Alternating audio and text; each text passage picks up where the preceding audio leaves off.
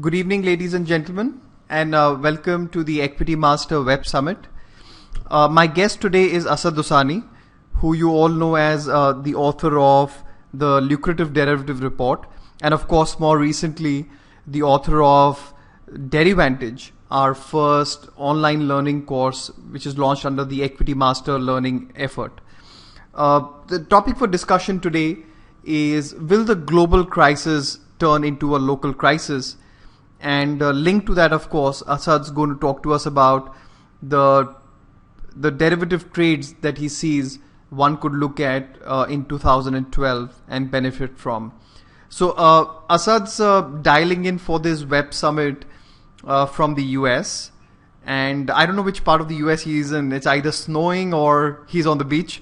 So we'll leave that for Asad to answer. So Asad, over to you.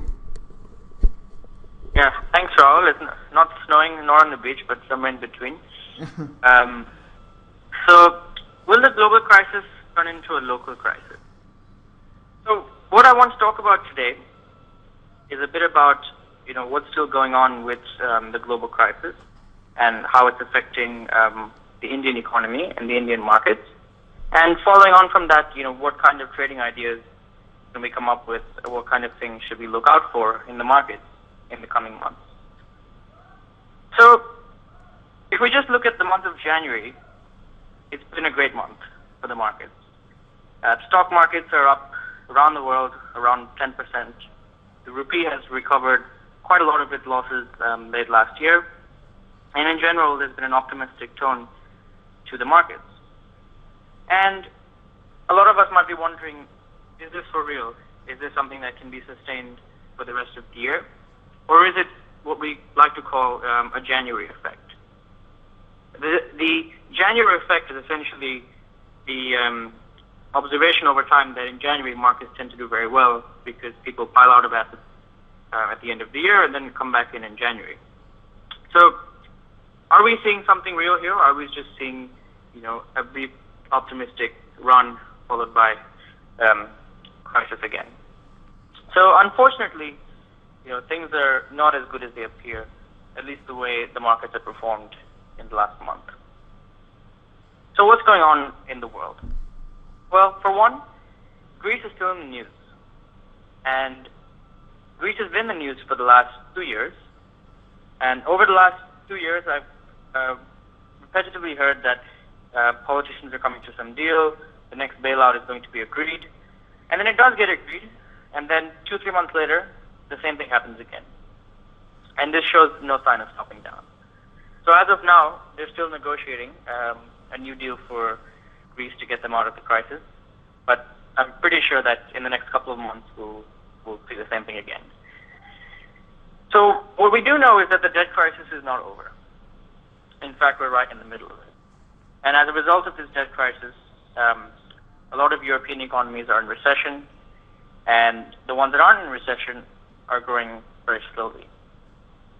At the same time, the U.S. economy is not in a great position either. There have been some good signs, some not so good signs. They certainly haven't recovered, but obviously they're not in as bad a position as Europe. So really, even though the markets have done really well in the last month, from a fundamental perspective, not much has really changed. So let's look at the Indian economy now. Is there a local crisis? Well, as we know, the economic growth rate has been falling. Forecasts for future growth, that is the coming year's growth and the next year's growth, have also been falling. Inflation remains fairly high. There have been a few mild drops, but nothing really significant. And the same political issues about economic reform are still there that were there in the last quarter of 2011. And one other important factor to look out for is the current account deficit. So because of the fact that the rupee weakened a lot last year, this raised the import bill, added to the fact that the export markets are slowing down due to slowdowns in Europe and the US, this has the potential to create a current account deficit problem. So this is definitely something to look out for in the next couple of months, whether it gets worse or not. So let's turn to the outlook. Well, as we all know, in the last 2 years, the RBI has been raising interest rates to fight inflation. This hasn't worked particularly well, though inflation has stopped rising. But what we can probably expect is that they will start lowering rates fairly soon to boost growth. By start of the second quarter or end of this quarter, we may expect some different dialogue from the RBI, an indication that they will start lowering interest rates. And because of what's going on in Europe, particularly the Indian market and the Indian currency will remain highly sensitive to global events. So if there's a big problem in Europe, we'll be sure to see the Indian market fall, and the rupee fall along with it. And one key problem is that inflation will stay quite high if the rupee falls, especially because it means that crude oil imports become more expensive, and that, of course, drives up the price of everything else.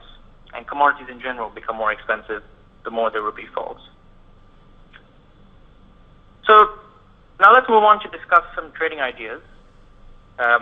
Obviously, we have this economic situation that's not too great, but surely we want to try and make the most of what we have available, whether it be by protecting our portfolios or trying to make trades to make a profit from it. So here's what I think we can look to expect in the first few months of 2012. One, if the European crisis does get worse, which it very well might, very likely to happen, the euro will fall, the rupee will fall too, and the dollar will rise. So a good trade would be to look out for the dollar here, going up. Second, with gold, it's a bit of a balance between the safe haven effect and the fact that it tends to fall when the dollar rises. So in the last couple of months, gold has been seeing more of the falling when the dollar rises effect. In the last few weeks, gold has risen due to the Fed pledging to keep interest rates very low, but still, I think that's less of an effect than if the dollar goes up. So one thing we can expect is that gold will probably fall if the European crisis gets worse. And another interesting trade to look out for would be the gold and silver ratio. So because gold does have that safe haven effect, whereas silver does not, if the economic situation gets worse, we can expect gold to outperform silver. And if it improves, we can expect the other way around. So what I would say is that over the next weeks and months, we'll get a more clear idea of, if this European crisis is going to turn into something prolonged that will keep markets low for a long time, or whether it's something that will be resolved quickly. And in light of that, obviously, we can create all these different trading ideas. So that brings me to the end of my presentation. I'll hand back over to Rahul for some questions. Yeah, I think, Asad, just for the members who are listening in, could you just explain what exactly is a current account deficit and why it's important? Yeah, so the current account deficit essentially looks at the difference between imports and exports. So if we import more than we export, then we have a deficit. If we export more than we import, we have a current account surplus. Mm-hmm. So the reason it's important is that if you have a large deficit, that is, imports are a lot higher than exports, then we run down our foreign currency reserves. And this is, some of you may remember, in 1991 was a big problem that led to a lot of the liberalization efforts. Mm-hmm. So it's certainly important because the rupee has fallen so much, the import bill is going up. And obviously, as we mentioned, the exports have slowed due to slowdowns in the West. Mm-hmm. Okay. And okay. So let's come to your trading ideas. It seems most of your trading ideas are stemming from the fact that the European economies, or there could be a European crisis. What do you think are the chances of that happening, and how does one go about taking positions, or rather, what triggers one needs to look for before taking positions in these trades that you are, suggesting one should look at if events were to happen? I think to answer your first question about whether the European crisis will get worse, I think, as that's more likely to happen than it is not to happen. So I would put the chance of that happening at maybe 3/4. And to take advantage of it, I would look to, so for example, if we want to play the dollar rising, we would look to buy the dollar whenever on its dips, etc. So likewise with the euro, we'd look to sell it on its rallies. So that would be the best way to do it in terms of positioning when to get in. But obviously we need to look at, say, how prolonged this crisis will be. And I think it looks like, by the way things are going, the negotiations between the politicians within Europe, it looks like it will be a fairly long, drawn-out affair, at least for the first half of this year. Mm-hmm. Mm-hmm. And talking of the Indian rupee, you say if there's a crisis in Europe, the rupee will weaken. I think what's happened in the rupee is that, of course, everyone was surprised at the rate at which it fell. And then also, I think nearly everyone was surprised with the way it appreciated in the last couple of weeks. What's your take on this, wild swings, if you will, in the value of the rupee?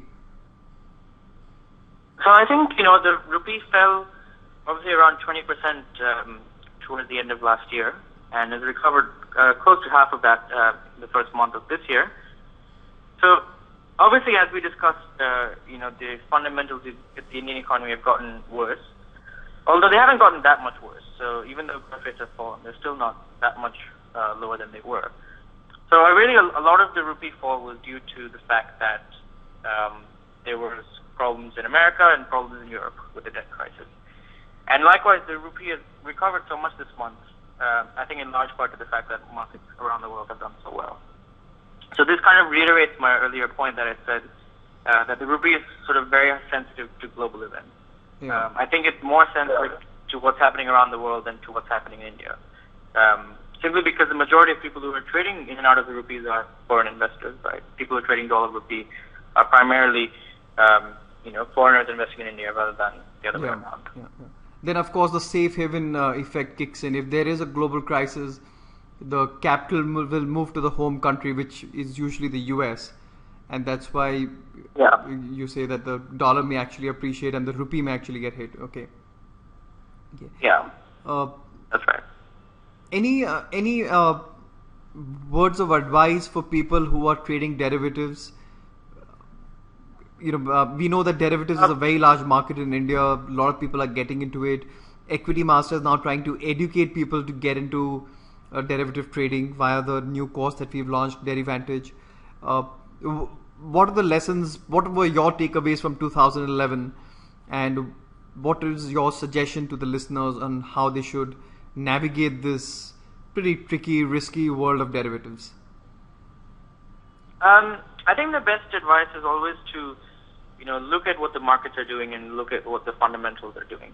Mm-hmm. So, if we look at, like I mentioned before, the change from December fundamentals in terms of, what's going on with the debt crisis versus what the situation is now is actually not a whole lot different. Yet the markets have moved in a very strong way. So whenever we see moves that don't necessarily correlate with the change in the fundamentals, then we can look to take trading opportunities. Mm-hmm. So that would be my prime advice to, if we're looking for trading opportunities for the next half of the year, to look at if we have large swings that are not really backed up by any real change. Yeah. And if I can add a couple of points to this, one is that as investors, I think we all need to realize that we are using derivatives for that extra layer of income. So we need to be putting aside very little money for derivatives. The core derivatives is not your core portfolio. It's something that will help you earn an additional income, a second income. And the second thing, of course, with derivatives is that you have to be very disciplined. You don't want to be speculating a lot. You want to be taking calls based on fundamentals, but at the same time being very disciplined about keeping your stop losses and booking your profits and not getting too greedy or getting too fearful. Just follow the basics, and over time, I think you should do pretty well. Asad, your views on this? Yeah, I completely agree with that. So it's the more disciplined we are and the more we take our emotions out of what we're doing, the better we'll do in the long run. Great. So with this, we come to the conclusion of the Web Summit. We hope you all have enjoyed it. If you have any questions for Asad, for Equitymaster on how to host these Web Summits, please do send in your feedback. And we'll see you around for the next Web Summit and address those questions and maybe deal with topics that appeal to you even more. So with this, Asad, thank you very much for taking time out once again.